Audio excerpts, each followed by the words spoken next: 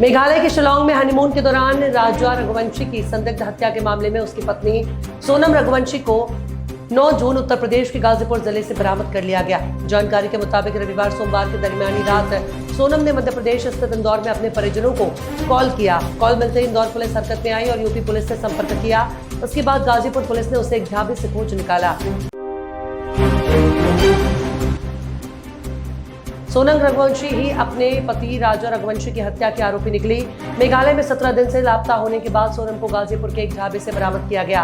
अब सामने आ रहा है कि अपने हनीमून की प्लानिंग सोनम ने खुद ही की थी। उसी ने अपने पति के साथ हनीमून ट्रिप के लिए मेघालय चुना।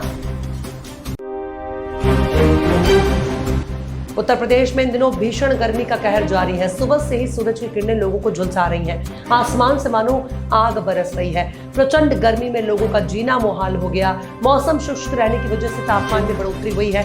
रविवार को आगरा, झांसी, उरई और प्रयागराज सबसे अधिक गर्म जिले दर्ज किए गए। मौसम विभाग के मुताबिक अगले 2 दिनों में तापमान में 46 से 47 डिग्री तक जा सकता है।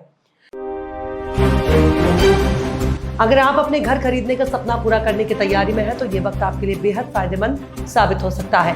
आरबीआई ने एक बड़ा फैसला लेते हुए रेपो रेट में 0.50% की कटौती की है। कई बैंकों ने अपने ब्याज दरों में कटौती कर दी है, जिससे आपकी ईएमआई अब पहले से कम हो सकती है। अच्छी बात यह है कि ये राहत सिर्फ नए लोन्स के लिए नहीं, बल्कि मौजूदा लोन धारकों को भी मिलेगी।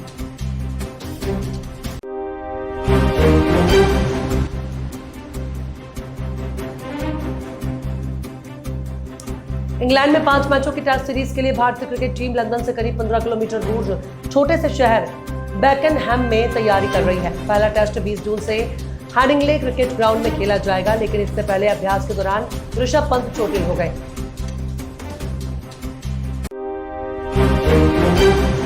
राम मंदिर प्राण प्रतिष्ठा के बाद पर्यटन के अंतर्राष्ट्रीय मानचित्र पर चमकती दमकती अयोध्या नगरी में बसने की चाहत बढ़ी है। इस बीच यूपी की इस धर्म नगरी से जमीन खरीदना आज से और महंगा होता जा रहा है। करीब 8 साल बाद जिले में जमीनों के सर्किल रेट में 200% तक की बढ़ोतरी की गई है। ये बढ़ोतरी जमीन के उपयोग और स्थान के आधार पर की गई है।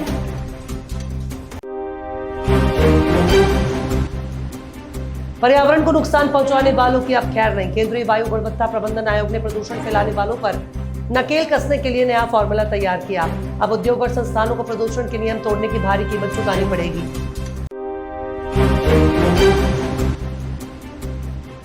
सरकारी company national power thermal corporation ने राजस्थान के नोक सोलर पीवी प्रोजेक्ट के 245 मेगावाट की क्षमता में से 193 मेगावाट की क्षमता को चालू कर दिया।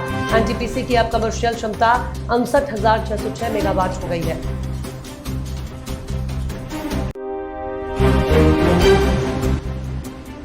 उत्तर प्रदेश में होमगार्ड के 44,000 जवानों की भर्ती की तैयारियां शुरू कर दी गई हैं। इस भर्ती को लेकर जुलाई के अंतिम सप्ताह तक आवेदन मांगे जा सकते हैं। होमगार्ड की ये भर्ती भी सिपाही ने भर्ती परीक्षा के तर्ज पर करने की तैयारी की जा रही है।